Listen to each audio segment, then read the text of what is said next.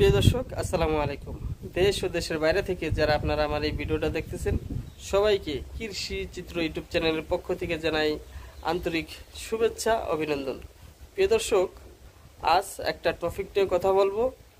আমার পিছনে যে 3টি গরু আছে, সেটি আমার জন্য একটা পরীক্ষামূলক। আমি গরু লালন পালন করার জন্য এই 3টি গরু ক্রয় করেছি। আমি কিভাবে এই 3টি গরু লালন পালন করি সেই বিষয়ে আপনাদের কিছু জানানোর জন্য এবং অভিজ্ঞতা নেওয়ার জন্য এই ভিডিওটা করা। 3টা গরু গাভী গরু এবং শুকনা হাড্ডি সার, যেটা আমরা চিনে থাকি বলে থাকি। যারা খামারি করি তারা শুকনা হাড্ডি গাভী সার এইগুলো বলে থাকেন, আপনারা সবাই জানেন। আমি বিগত 4-5 বছর গরুর খামার করে আসতেছি এবং সেইখানে ষাঁড় গরু মূলত আমি লালন পালন করি এবং মোটা তাজা করি। সেই গরুগুলা আমি লং টাইম করে থাকি।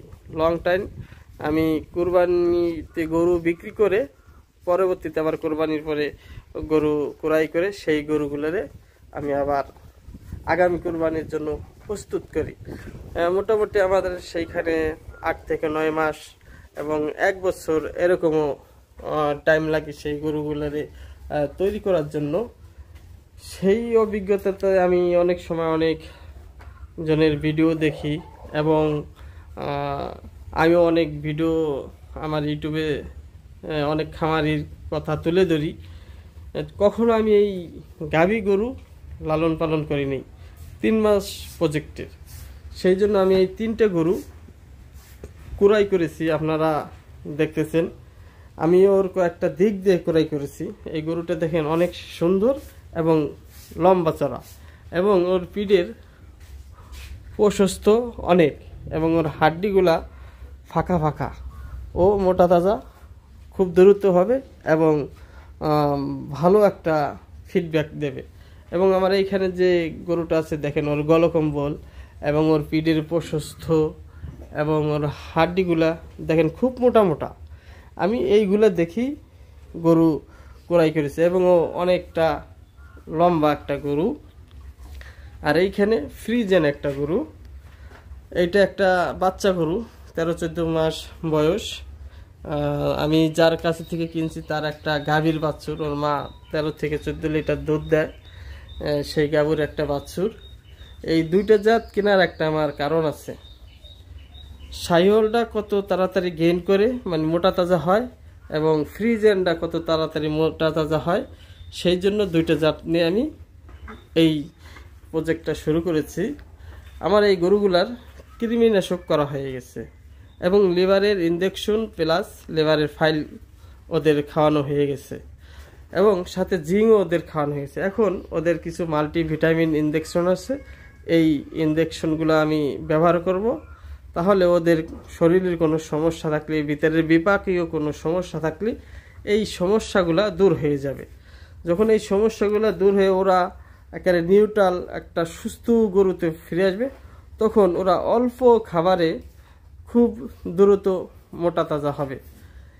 এই বিষয়টা আপনাদের জানানোর জন্য এবং আমার পরীক্ষামূলক কাজটা আপনাদের দেখানোর জন্য এই ভিডিওটা করা। আগে কখনো এই গাভী কি দিয়ে কি খাওয়ালে মোটা তাজা হয় বা কোন বিষয়ে এই ধরনের আমার কোনো অভিজ্ঞতা নাই। সেইখান থেকে আমি একজনের পরামর্শ নিয়েছি এবং ইউটিউবে কিছু ভিডিও দেখছি। সেইখান থেকে পরীক্ষামূলক সুস্থ স্বাভাবিকভাবে সুস্থ খাবার খাইয়ে কিভাবে গরু মোটা তাজা করা যায়, সেই পরিকল্পনা নিয়ে আমি এই গরু 3টি পরীক্ষামূলকভাবে শুরু করছি। আমি প্রতিনিয়ত আমি কি কাজ করি এবং এই গরুগুলোর কি খাবার দাবার দিই এবং কি মাল্টিভিটামিন ব্যবহার করি, এই বিষয়গুলো আপনাদের সাপ্তাহিকভাবে আমি তুলে ধরার চেষ্টা করব। এবং এই গরুগুলো 3 মাস পরে যদি আমি বিক্রি করে দেই, কত টাকা খরচ হলো, কত টাকা এই গরুকে খাওয়াইলাম এবং কত টাকা বিক্রি করলাম, আমার লস হলো না লাভ হলো, আমি কি খাবার খাওয়াইয়া গরুর ডারে আমি মোটা তাজা করতে পারতেছি, বা আমি যে খাবারটা দিচ্ছি এটা কি আশানুরূপ মোটা তাজা হচ্ছে কি হচ্ছে না, এই সমস্ত বিষয়গুলো আপনাদের কাছে আমি প্রকাশ করব। এবং আমার এই এইখানে যদি কোনো ভুল ত্রুটি থাকে আপনারা কমেন্টে বলবেন, ভাই এই ফেলে না এই ফেলে আপনি এই গরুগুলোর করেন, পরামর্শ দিয়ে থাকবেন। আমি সেইটাও ফলো করার চেষ্টা করব এবং সেটাই রেজাল্ট পাইলে আমি সেই কমেন্টগুলার ফিডব্যাক দেওয়ার চেষ্টা করব, উত্তর দেওয়ার চেষ্টা করব।